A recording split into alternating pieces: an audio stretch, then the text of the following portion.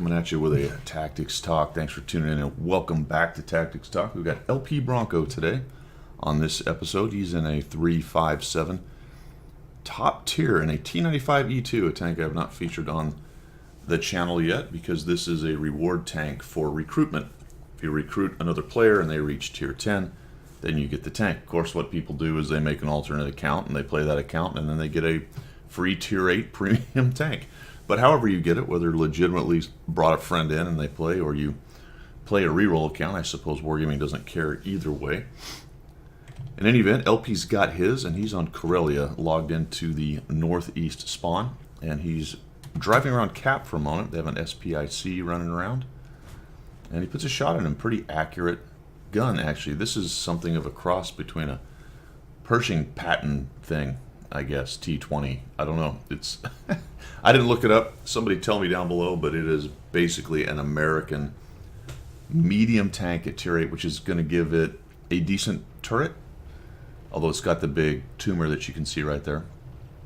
Not a whole lot of hull armor. It's got some pretty good angles, actually, if you look at the, as soon as I get a hold of this thing. That's some pretty good angles, really, for an American tank. That's unusual on the front hull right there.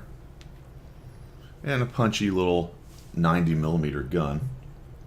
Take a look at that as he's rolling along. LP's headed over to the west side of the map, and he's got 181 penetration, 240 damage. That's not great. 250 pen on the heat, and he's carrying plenty O heat. So I said punchy. I guess 240 is an okay alpha, but the pen is pretty anemic at tier 8. I mean, that's Type 59 levels right there. Old Type 59 levels. It hasn't been buffed. It's still sitting around at 181. That's terrible. So he heads over here. He's with the KV5.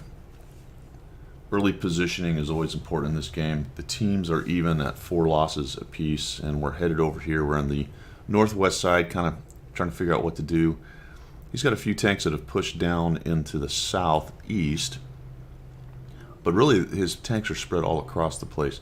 Now he's top tier in a 357, so positioning is critically important when you are the top dog. 2 of their 8s are over here, the KV5 and LP. And ideally these two will work together to move forward. LP's got better spotting, although it doesn't appear to be amazing spotting. Range right there.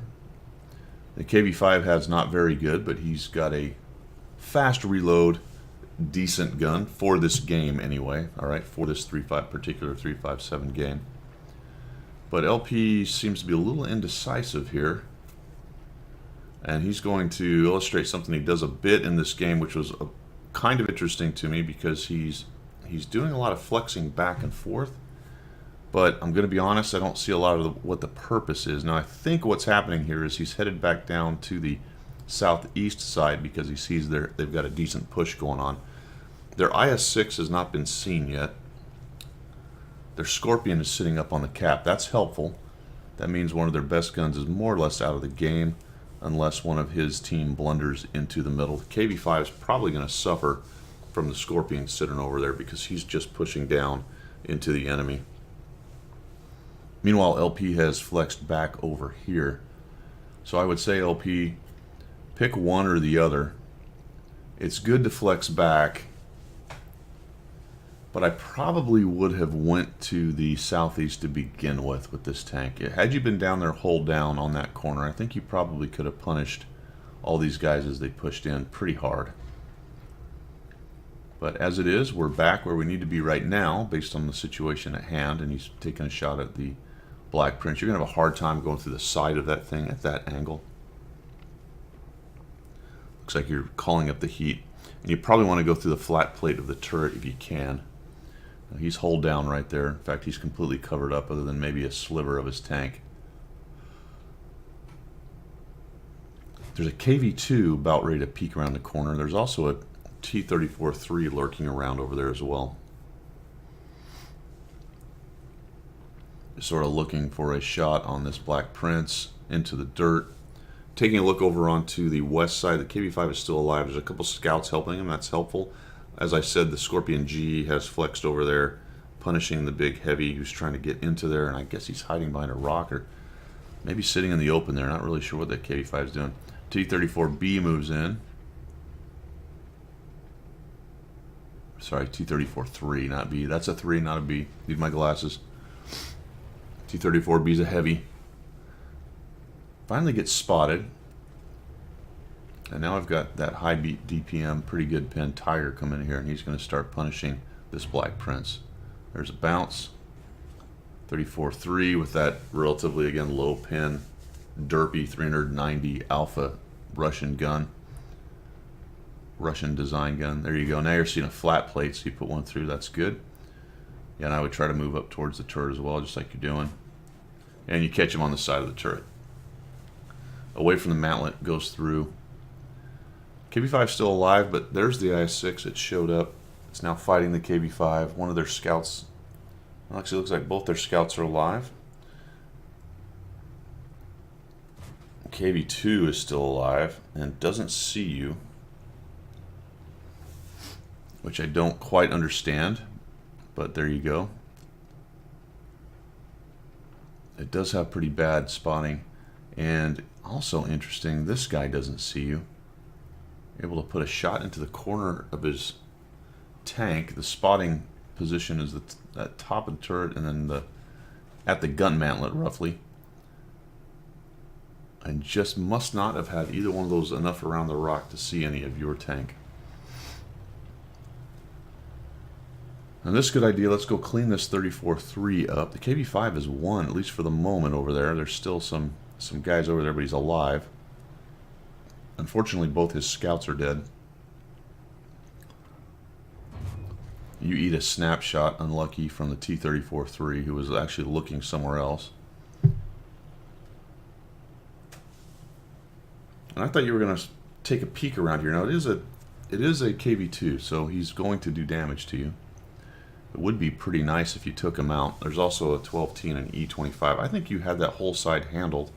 If we take a quick look at it, you get the Thunderbolt, Scorpion, and E25. That's 3 of them. Then you've got the E25 up top, a 12T, and a KV2R. That's the other 3 of them. You have a pretty good idea where they all are. Minus maybe the E25, who could probably... It's been a while since he was spotted, so he could have flexed all the way around. You got a Jackson and a Tiger that are following you up. You're the big dog. I definitely would have pushed around and looked around this corner and tried to clean up this side. Again, this was an interesting decision for me. Kind of flexing across the map, leaving the Tiger 1 and the Jackson. That can be very frustrating for teammates when they see someone come over, start helping. You're the top tier guy, and they're thinking, okay, let's go clean this up. And all of a sudden you stop, turn around, and flex to the complete other side of the map. You may have been thinking, hey, I'll go help out the KB5, but that's so far away, and there down he goes anyway. So I think I would have been helping him to begin with. Pick one side and push, at least until you see a big problem. Ideally, I think you would have gone to the southeast first.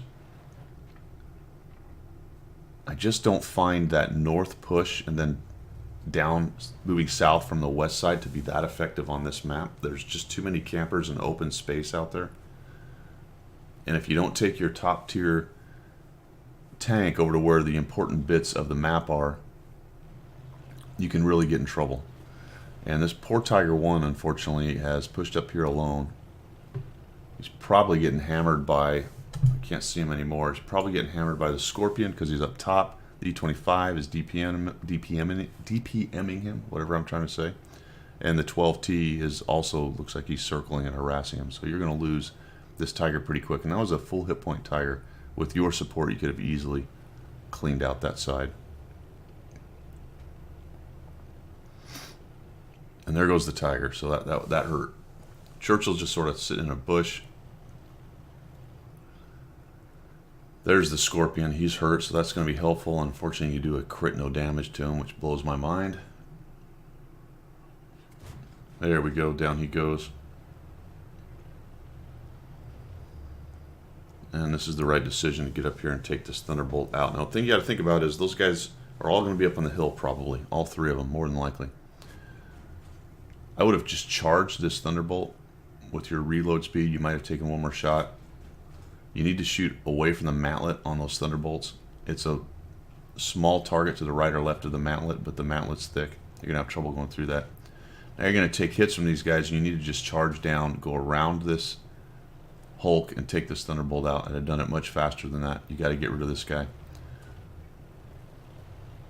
There you go, and then tuck up here is exactly what I would have done. I think your biggest mistake here is I'd have stayed there until I went dark. Notice that they don't really have the spotting distance unless they're very far forward. I mean, the scout could be a little bit closer, but I bet they're all up on top. And because you did not wait long enough to go dark, you're actually going to eat some shots here because they're just timing where you were based on your movement. Boom, boom. 2 hits you didn't need to take. I'm surprised the E25 didn't just spam a few more shots in there, kind of tracking you backwards. The Churchill's still sitting in his bush. This was another interesting decision for me. I think personally I would have gone back to my cap and started working around from there to find them. What this does, what you're going to do is get on the cap, and what it does is it tells them exactly where you are.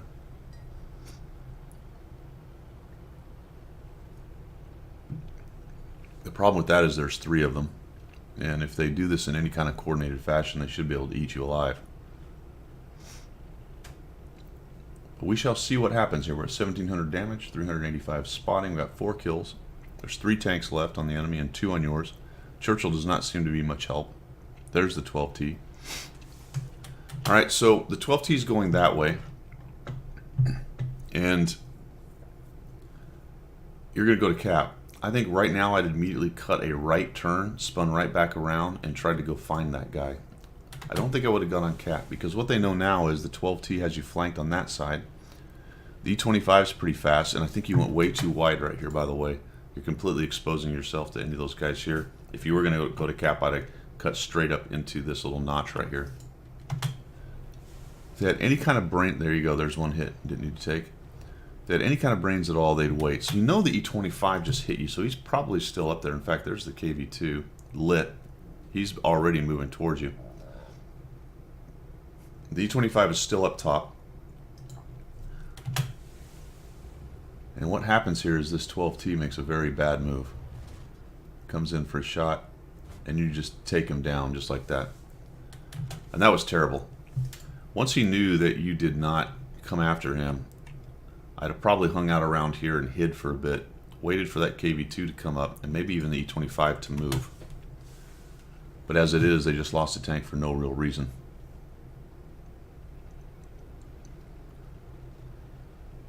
I'll have you sit here for a little bit. All right, the KV2 is moving up. So that's another interesting problem. You know he's probably trundling up this ramp pretty slowly. One option you had here, especially if you believe the E25 is still sitting up there, is to go way to the back of the cap, come around and get to this rock and go look for that, find that KV2 and maybe kill him before the other guy gets to you, because you could still have trouble if they both show up at the same time. If they do any kind of coordination at all. The Churchill's finally moving in. You can see him slowly moving towards. He should have done that a while ago. But we're at 1800 damage, 5 kills, 385 spotting damage. I always get nervous every time I see that capturing enemy base pop up because it makes me feel like something has been spotted.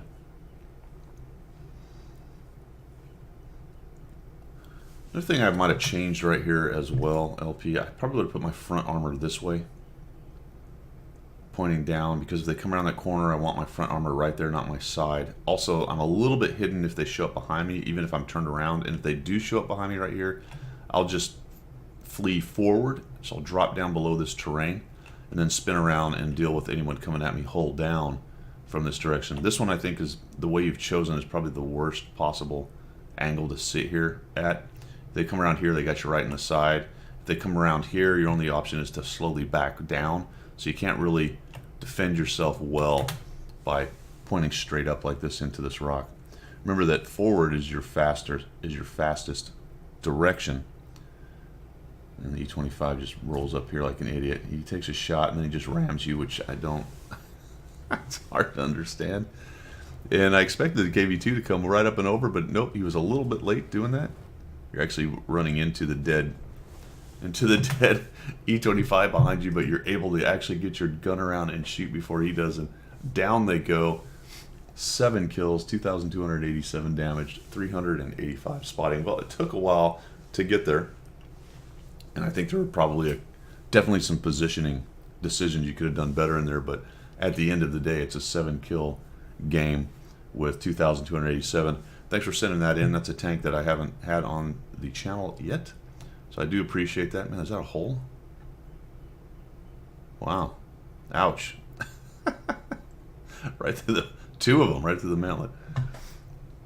Like I said, thanks for sending that in. Everyone else, hope you learned something. Hope you liked what you saw. If you did, make sure you subscribe to the channel, and we will see you.